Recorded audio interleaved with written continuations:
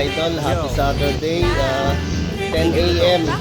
Service muna kami sa Green High, Taytay Rizal. Yan, ito yung dala namin na gamit.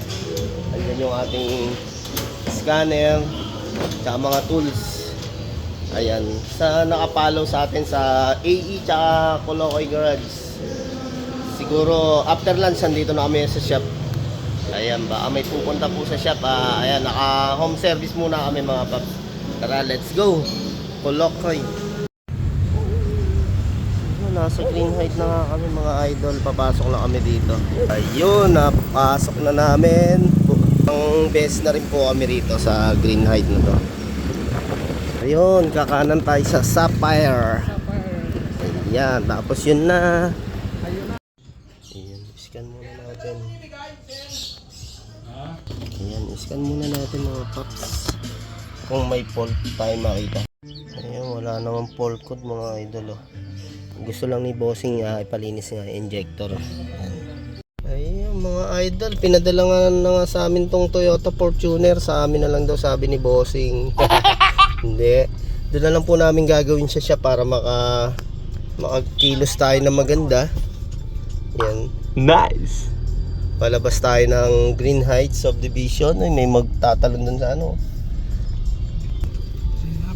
So, medyo sa paahon, hirap yung Fortuner ni bossing. Yan, dito na tayo sa guard.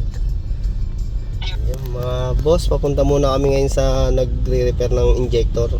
Tatanungin natin kung magkano yung linis ng mga injector na itong Toyota Fortuner. Kasi dun sa napagtanungan ni bossing, 2.5 ang isa. Ano pa lang po yung cleaning pa lang yun. Kung apat, 10,000. Hindi naman na din natin ano to, pinarimap na ni bossing to. Pero yun nga, kung madumi talaga tong ating mga fuel line injector, talagang medyo hirap siya lalo sa paahon. Yung mga idol, nandito na kami sa calibration. Calibration dito lang sa ano, Lagpasan Junction. Sa gusto magpa-calibrate. Ayan, si Ivan Diesel Calibration. Ito number niya mga paps, oh. Ayan, tawag lang po kayo pagka may gusto kayong tanong. Ayan, sigurado traffic tayo pabalik sa ating auto shop. Ayan mga idol, dahil magtatanghalian na, kain tayo ng toasted para konting diet. Wow!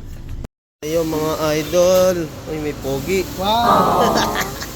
Tinanggal na nga namin yung valve cover gasket. Ayan, ito na yung ating injector na 4. Kailangan natin bunutin. Nagtanggal tayo nung intercooler yan mga idol. Tapos syempre mga fuel line. Tapos andito na tayo ngayon sa loob ng ating cylinder head. Yan. Ito nung mga 2 months ago nilinis natin ang EGR valve nito tsaka turbo ni boss. Kaya makikita naman natin yung napakalinis niya. Talagang merong konting bawas pa rin ng hatak. Kaya subukan natin ito, ipapaklining natin to. Tinatanggal na nga ni idol yung pinakalak ng ating injector. Uno. Bubunutin na nga natin mga idol, injector game, boss. Ayun, yun. Ganun lang, madali. Guhitan mo na ito simple, oh. Ayun lang, huwag mo na bitawan init. Ayan, kung titignan nyo mga idol, oh, ang daming ano. Ayan, namuong dumi, ayan, oh.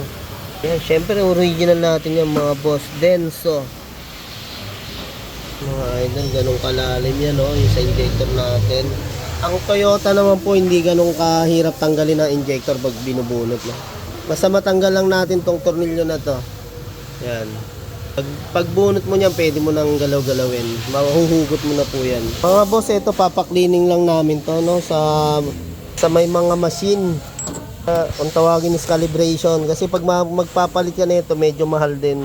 Ito lang mga idol, yung injector ng Fortuner, oh. Para ng bago ngayon, ano? Sa dahil nilinisan, no? Bali, ang ginawa po rito, linis, gumaso si bossing ng 2.5 kada isa. Pinalitan na rin yung to mga o-ring dito. Tapos may washer tayo sa dulo. Ayan, na hindi pwede mawala. Ayan mga idol, dahil bago na yung tinanggal, nilagyan namin to ng number. Ayan, oh. Nilagyan na rin po nung naglinis. Napakamahal po kasi nito pag bibili tayo, no? Isan halos nasa 20 plus mahigit po ang isa. Yan, ito kaya nga po pinalinis ni Bossing. Ang nararamdaman dito lalo pag paahon medyo kinakapos. Kaya kailangan pa mag-low gear ni Idol. Pero sa patag naman, okay naman ang takbo. Maganda kasi tinest drive din natin. Yun. Yan, yung one na nga po lalagay namin. Mga Idol injector, no? Yan po yung sa diesel natin.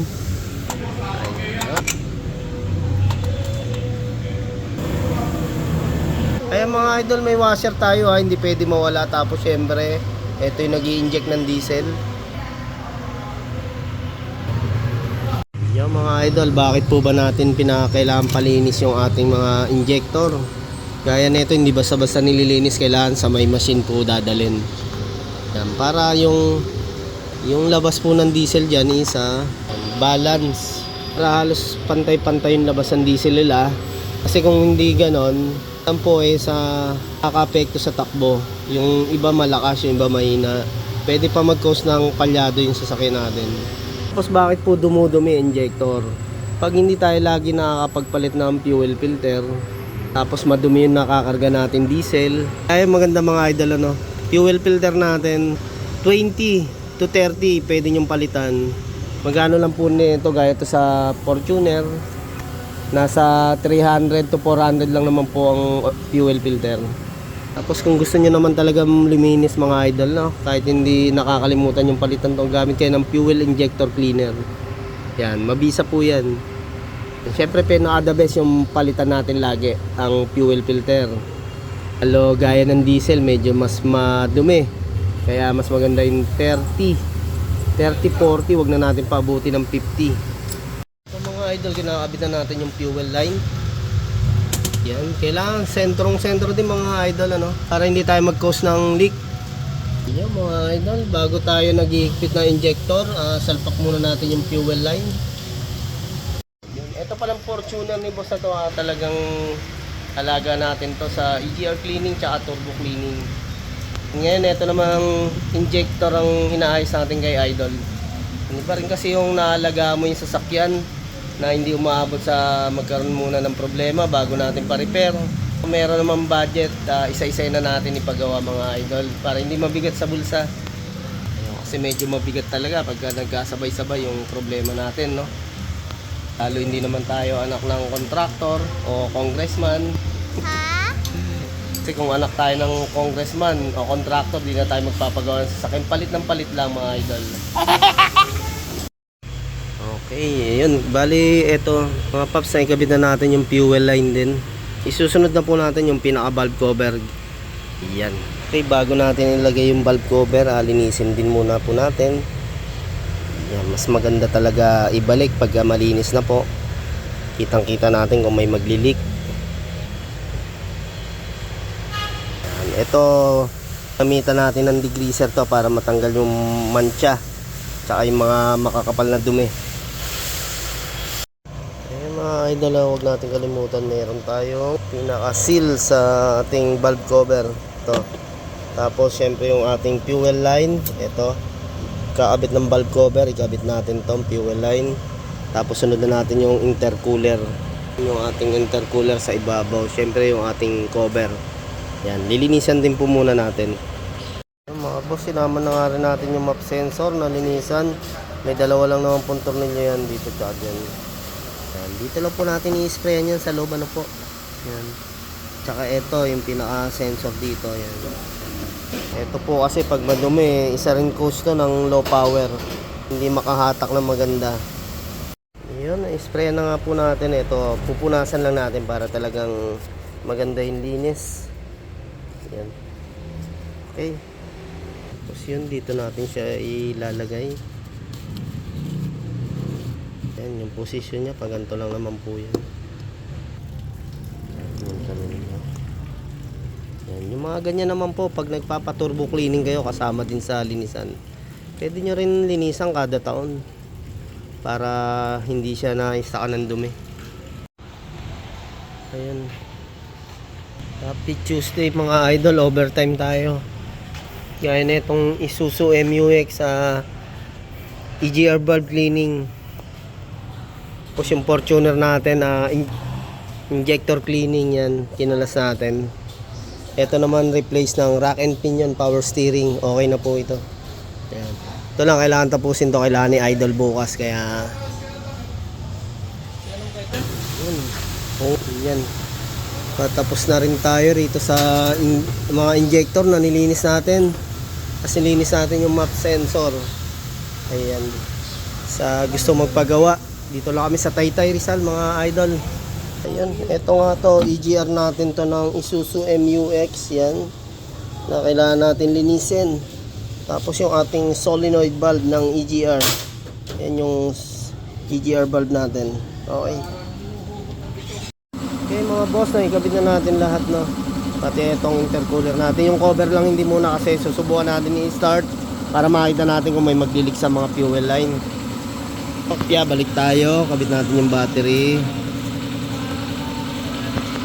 Kita natin bang ano. Okay. Ano ito mga idol, pag nagtanggal tayo ng mga sensor battery, bago natin i-start, on lang muna natin 5 minutes.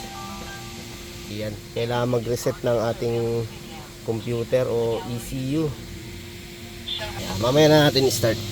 After 5 minutes, start natin. Yan. Sigurado to matagal mag-i-start to kasi naubos yung laman na fuel sa ating fuel line. Start.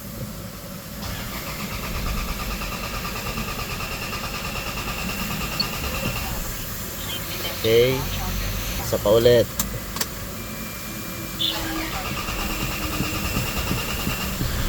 Yun. Okay, double check po natin kung may leak. Napaka-importante yung dino-double check natin bago natin ihatid sa kliyente. Ayun mga idol, no. Isa sa napansin ko, mas gumanda yung tunog ng sasakyan ni boss. Nabawasan yung para may lagatak. Yung parang hindi matunaw na maganda yung diesel. Dahil sa baba rin naman tinakbo ng sasakyan ni boss. Ayan. Talagang match na ipa-cleaning natin. Dahil nga yung carbon, pag tumagal, nagbubuo, bumabara sa mga butas. Okay, test drive natin mga boss. Yan natin yung pagbabago ng nalinisan mga injector.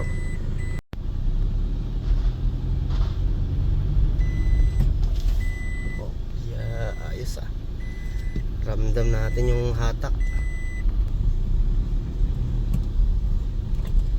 Oh, yeah, ayan. Okay mga idol. Ramdam naman natin yung pagbabago. Syempre malaking bagay yung nalinisan yung ating sa mga fuel line or mga injector ano. Kaya ayan.